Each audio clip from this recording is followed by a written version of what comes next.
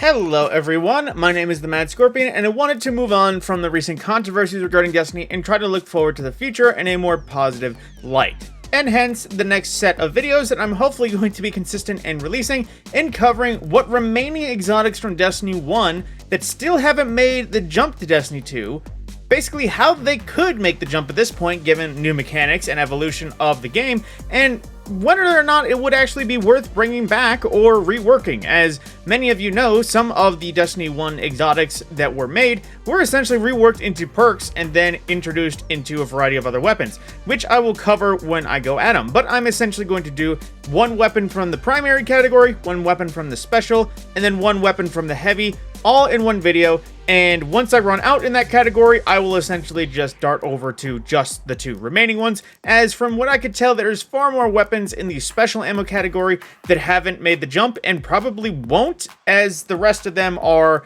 at least half a dozen, but no more than that.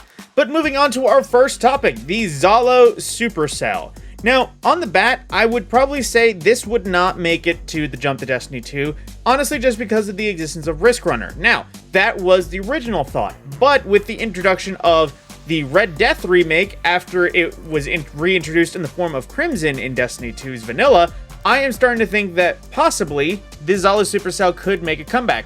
The only issue is there is a lot of perk varieties that already take its place. The first being Centrifuge, which has a very new Zhalo feel, and of course its progenitor Risk Runner that already has the Chain Lightning.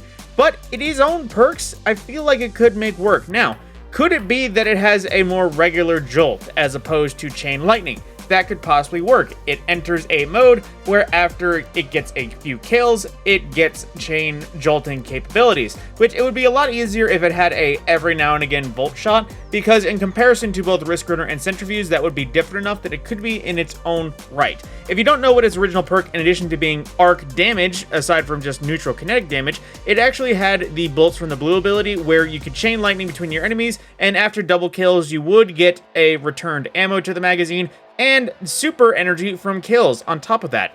That's pretty much why, honestly, looking at it, it is so similar to Risk Runner, the other difference being the necessary kills and the activation of the Chain Lightning.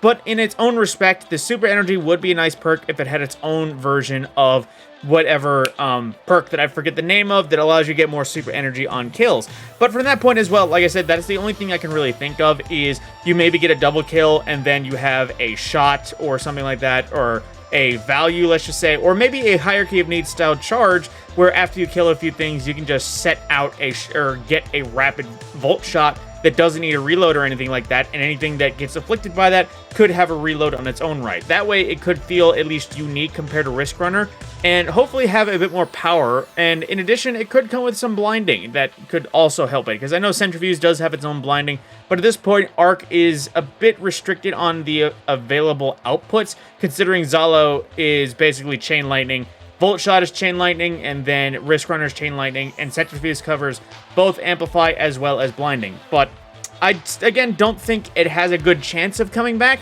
but the Red Death gave me hope that a offshoot could possibly come around.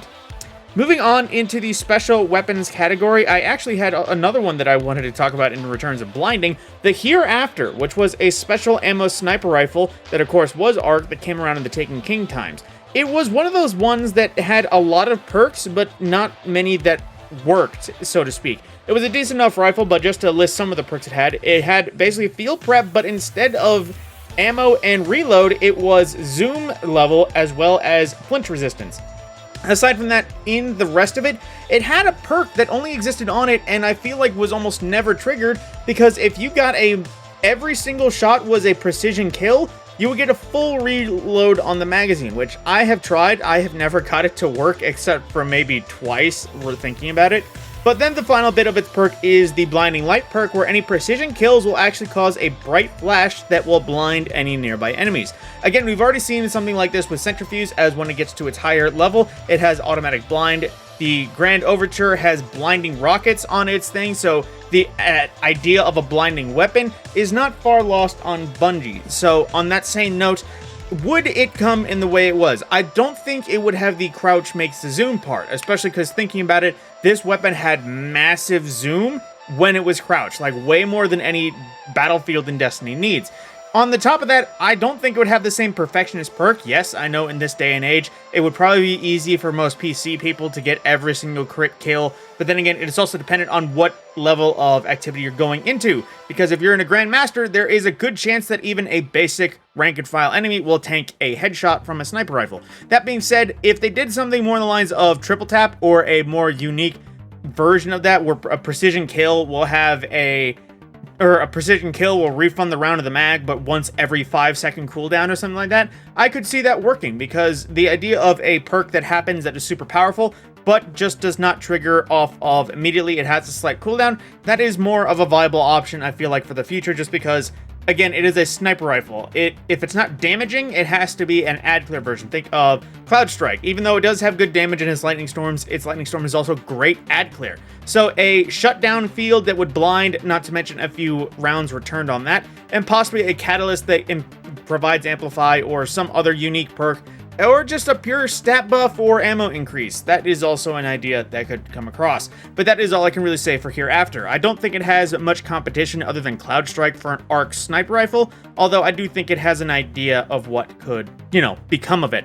And after an AFK sent back to orbit, it is time to talk about the heavy weapons. The ones I have in mind for refresh could be both the Abaddon and the Nova Mortis, because if you did not know, these back in Destiny 1 were copies of Thunderlord that were almost the exact same, save for the fact that they did different elemental damage. On that same note, again, the perks of the original Thunderlord series was the Feeding Frenzy for enhanced reload speed on kill, and the fact that they had the chain gun effect where the longer they were fired, the faster they would fire, and under more accurate pretenses. To that point, that could probably stay the same, possibly the Feeding Frenzy and the rest, because, again, they were Thunderlord clones that would have to share something, but the main difference I would have in mind is the elemental effect. Now, since the Abaddon was the solar one, I would imagine it has to do something similar, otherwise than just having blank incandescent. I would say the weapon would fire a very minuscule amount of Scorch, like a literally 2 stacks of Scorch, considering it takes 100 to ignite. However, even though it's Scorch to target, anything it scorches ignites,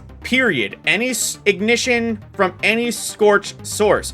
Now, this sounds similar to Tommy's matchbook, as that can just generate ignitions, but that is from direct fire and building all the way to 100. I mean, if anything is scorched to any degree on the field, boom, triggers ignition. Now, of course, this would have to be something on cooldown, because even though there is some cases of solar building that you can have rapid fire ignitions across the field, it typically is under unique pretenses. The Abaddon just ignitioning anything from any level to Scorch would need some form of cooldown. I would say at least maybe 5 seconds or so, just to keep it fair and balanced, and otherwise it would be a pretty potent ad clear, but I also don't think it would very much do well in the DPS side, which is where Thunderlord would still retain its originality. And speaking of originality, the same with Nova Mortis. Again, it is pretty much the exact same, but what I thought of could be a suppressing volatile explosion. Now, it wouldn't be the typical volatile that is essentially a viral effect where anything that is next to an effect would also spread the volatile. I would think more so that anything that gets killed would spawn a suppression volatile that would just suppress anything nearby. Now, this cooldown would be relatively shorter too, but because when you actually think about it, a normal volatile explosion isn't that long range. I don't even think it's longer than the big boy Cabal you see behind me. Then again, thinking about it, suppression is such a nifty feature that it would be very, very useful, again, in the ad clear sense, or just add lockdown, considering suppression will shut down anything for at least a solid 5 or 6 seconds in the field. Plus, it can be extended, if I can recall, off of some void fragments. To that point, that is just some theories and ways that can be brought back. Again, in the terms of Zhalo, I don't think it's still liable to be made back, but at the same time, with Red Death's return, the options are there. Same with Hereafter. It had a weird perk, and even though there is other rifles in the game that do its perk, I think it still have a way back in some form or fashion. Plus, it was a very cool looking rifle on top of that. Same for the Abaddon and Nova Mortis. I know a lot of people have been claiming that it should have a day in the sun again. If they bring back the Thunderlord, why not bring back its elemental twins? From that point, though, I am going to be continuing down this road, and again, I will be covering the weapons, and initially I'll say whether or not I think they have a good chance of coming back, but then also theorize a perk or two rework that could bring it back into the fold. From that point, my name is TheMadScorpyon, and I will see you in the next video.